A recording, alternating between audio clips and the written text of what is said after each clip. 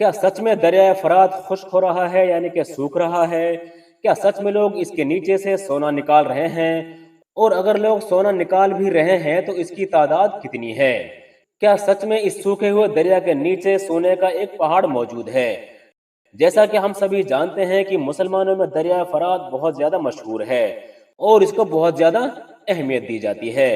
اس کے پیچھے کی وجہ ہے اس مشہور دریا سے جڑی ہوئی ایک بھوشیوانی، ایک پیشن گوئی کہ جو آج سے لگ بھگ 1450 سال پہلے آخری پیغمبر یعنی کہ حضرت محمد مصطفیٰ صلی اللہ علیہ وسلم کی طرف سے کی گئی تھی۔ ایک حدیث میں حضرت محمد مصطفیٰ صلی اللہ علیہ وسلم نے ارشاد فرمایا ہے کہ قیامت اس وقت تک قائم نہیں ہوگی جب تک دریا فرات کے نیچے سے سونے کا پہاڑ نہ نکل آئے۔ اس کے لیے جنگ ہوگی اور ہر 100 لوگوں میں سے 99 لوگ قتل ہو جائیں گے، اور ان میں سے ہر کوئی یہی سوچے گا کہ شاید وہ بچ جائے۔ اتنا ہی نہیں، ایک اور حدیث میں یہ بھی ملتا ہے کہ پیغمبر علیہ السلام نے کہا تھا کہ قریب ہے کہ دریائے فرات خشک ہو کر سونے کے خزانوں کو ظاہر کر دے۔ تم میں سے جو بھی اس وقت موجود ہو اس میں سے ہرگز ہرگز کچھ نہ لے۔ ان ساری حدیثوں سے پتہ چلتا ہے کہ قیامت کی کچھ بڑی نشانیوں میں سے ایک نشانی نہ صرف دریائے فرات کا خشک ہونا ہے بلکہ اس کے اندر سے سونے کے خزانوں کا بھی ظاہر ہونا ہے۔ مگر یاد رہے، ساتھ ہی ساتھ وارننگ بھی دے دی گئی ہے کہ جو بھی اس وقت تم میں سے موجود ہو وہ اس خزانے سے کچھ بھی نہ لے۔ مگر دوستو، اب سوال یہی ہے کہ آخر یہ دریا فرات ہے کیا؟ یہ اتنا زیادہ خاص کیوں مانا جاتا ہے؟ اور کیا سچ میں اس کے اندر سے سونا نکلنا شروع ہو گیا ہے؟ جیسا کہ ہم دیکھتے ہیں کہ پچھلے کچھ وقت سے سوشل میڈیا پر لوگوں کی طرف سے الگ الگ طرح کے دعوے کیے جا رہے ہیں۔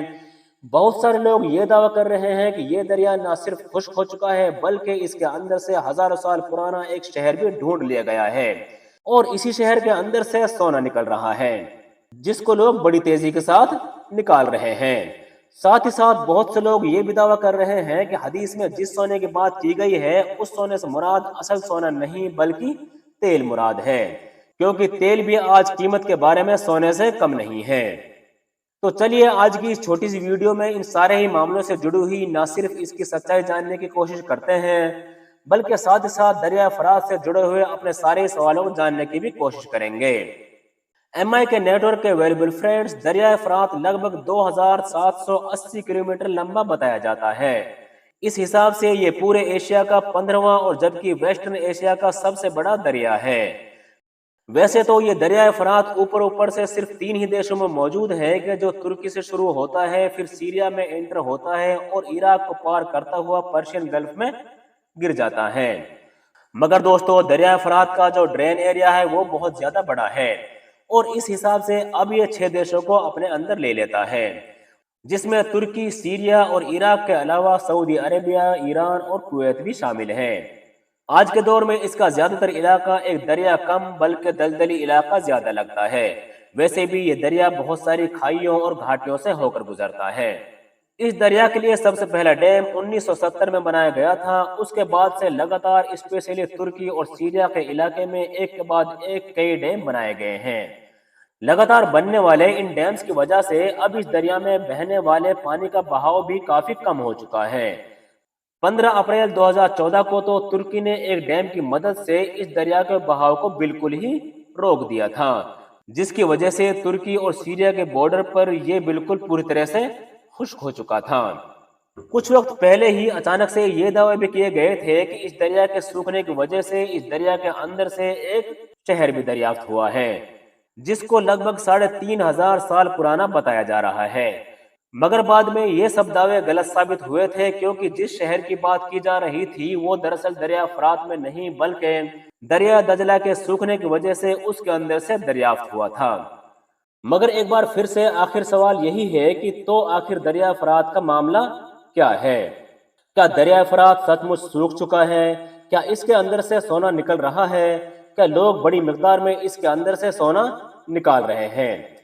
تو سب سے پہلے میں آپ کو بتا دوں کہ دریا فرات کے پانی کا بہاؤ بھلے ہی بڑی تیزی سے کم ہوا ہو مگر ابھی بھی یہ پوری طرح سے سوکھا نہیں ہے۔